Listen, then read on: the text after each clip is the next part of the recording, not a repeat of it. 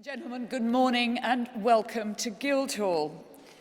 I've been looking forward to welcoming you for more months than you can imagine, ever since Andrew Dowding and Tony Mannering brought the prospect of welcoming you all here to me, which was something which was really, I felt, was going to be the absolute highlight of my year. Tomorrow's city and tomorrow's cities are the focus of my mayoralty. I'm very conscious of the weight of tradition that we have in the City of London, given the way in which the role of the Lord Mayor, dating as it does from 1189, has changed over time. And we must always work hard to make it modern and relevant. I firmly believe for the city, and indeed London, to remain relevant, competitive and successful, we absolutely cannot be complacent. And I'm sure that the city fathers of our former capitals of England, such as Colchester, Winchester, or York, thought that their stars would never set and that they would grow and dominate the world. But people changed, technologies changed, trade moved on, and their status declined. And as an energy lawyer, based in the City of London, but having worked in over 40 countries, infrastructure and finance are subjects very close to my heart, and particularly in the context of sustainable urban development. And this is one of the factors that led to my decision to focus the core theme of my mayoralty on the energy to transform lives. And I've taken the theme both figuratively and literally. The alchemy which creates successful cities is arcane and complex. Cities are more than a collection of buildings and infrastructure systems. Cities are factories of the mind, driving innovation, creating wealth, and providing security and opportunity. A few weeks ago, I hosted an event here and at the Mansion House at which the Prince of Wales, President Bill Clinton, IMF head Christine Lagarde, and Governor Mark Carney, and countless other global leaders and captains of industry spoke passionately about the need for capitalism to focus on the inclusion of human capital and people who start and grow businesses. Crucially, it was about looking into the future and integrating environmental and social factors into the concept of long-term value creation. This has been a constant drumbeat in the breakfasts, debates, seminars and dinners which have peppered my waking hours, both here in the UK and on my overseas visits. And it has confirmed what I already suspected: an interest in cities, infrastructure and sustainability is very prevalent and very pragmatic, as it is linked to an issue that all cities face dynamic change. As world cities expand, housing, sanitation, waste, water, transport, and of course energy infrastructure will all require substantial investment, an investment that integrates environmental and social and demographic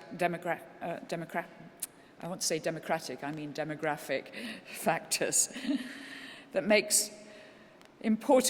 must make scarce space and resources go further, and that builds resilience and especially takes into account the uncertainties of climate change. We know we cannot plan in silos. We can no longer take a decision on waste without taking into account transportation, energy, water, roads, and other things. And cities which do not rise to this challenge will fail. Citizens, of course, are cities' most valuable resource, and failing to invest in infrastructure means failure to invest in our people. That would lead, of course, to social disorder, and unrest. However, population growth is not just an issue for booming cities of China, India, or South America. Right here in London, we will face a population rise of 2 million by 2030. But if the scale of the challenge is immense, so too is the scale of the opportunity, particularly in London. And we're blessed to be home to some of the world's top universities, all of which can offer bespoke advice and guidance to help cities create a vision of the future. We boast the innovation, engineering, and architectural talent which can make these visions a reality. We have the financial muscle to pay for the construction of infrastructure and buildings, particularly through our deep capital markets. And we have the legal services to design the contracts. And we have the insurance sector that it can underwrite risk and make sure that resilience is built in. And this is not pie in the sky. London's low-carbon and environmental goods and services sector, foundation stones of our offering to cities, has grown year on year from 20.9 billion in 2007-08 to 25.4 billion in 2011-12.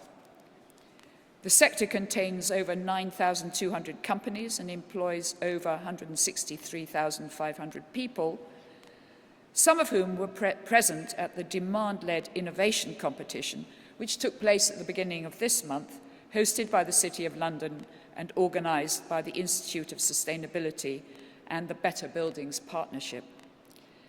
These firms are in the vanguard of British firms seeking to find solutions and challenges to the challenges facing tomorrow's city, from smart streetlights to smart grids. Make no mistake, the three titans of scarcity, supply, and demand indicate that this market will be the biggest the world has ever seen. And here in London, in common with a number of other major cities, we also face an acute problem with the capacity of our electrical distribution infrastructure. Our current regulatory regime does not encourage the required strategic investment in the network.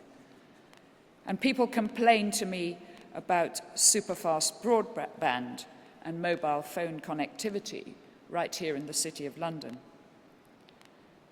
A recent review of London's electricity infrastructure commissioned by the GLA reported that if lack of readily available electricity infrastructure capacity caused only 1% of growth in London's financial sector to locate elsewhere, the result would be a negative impact on London's GVA of nearly £600 million. To this end, I believe that the depoliticisation of infrastructure planning would allow the analysis of long-term needs, aid decision-making, and reduce policy risk across multiple electoral cycles. We have seen a piece in the Financial Times this morning with warnings from Michael Heseltine and Andrew Adonis on the decision-making for new airport capacity for London, new capacity we have not added for over 50 years. And I'm fond of telling a story about the delay in making decisions in relation even just to Terminal 5, which started in 1991, where my firm was instructed on the planning inquiry for that and to do the documentation for the new Hong Kong airport.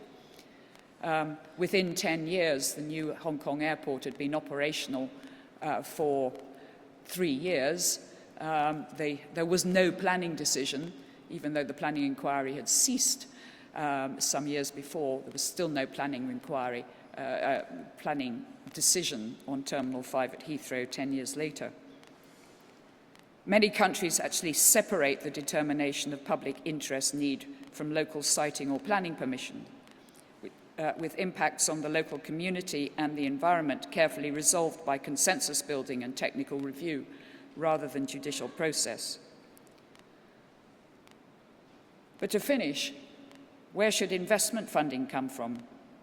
An outcome from Basel III and the enhanced liquidity requirements has been a reduction in bankers' ability to undertake long-term lending, particularly lending which ties up capital for the traditional project finance model of 15 years or so. To this end, we're seeing new forms of public-private partnerships and infrastructure funds emerging. And we're asking ourselves the question of whether the city's autonomy in raising finance could be increased. Should they be and could they be given the ability to raise their own funds through project or infrastructure bonds? Another model I've seen both in Germany and in Brazil is the use of the development bank for the more difficult risks.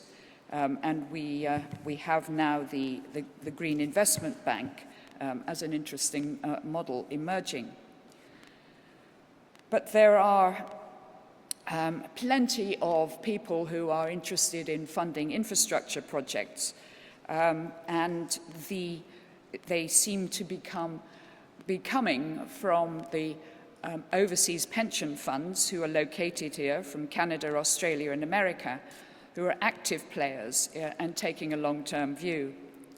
And there is now a pressure on pension fund trustees generally not to take an overly narrow view of their fiduciary duty and to mandate their asset managers to implement longer-term strategies. So there is potential to unlock more pension fund capital. I've probably thrown enough thoughts into the mix for one morning, and I hope they will generate further discussion over the course of the day. Today provides an excellent forum for debate and how we can seize the immense opportunities and overcome the sizable challenges we face in helping London become both a city of cities and a city for cities. As the Mayor of Istanbul said to me, London has a responsibility to other cities. And this is a responsibility we must uphold. Thank you very much.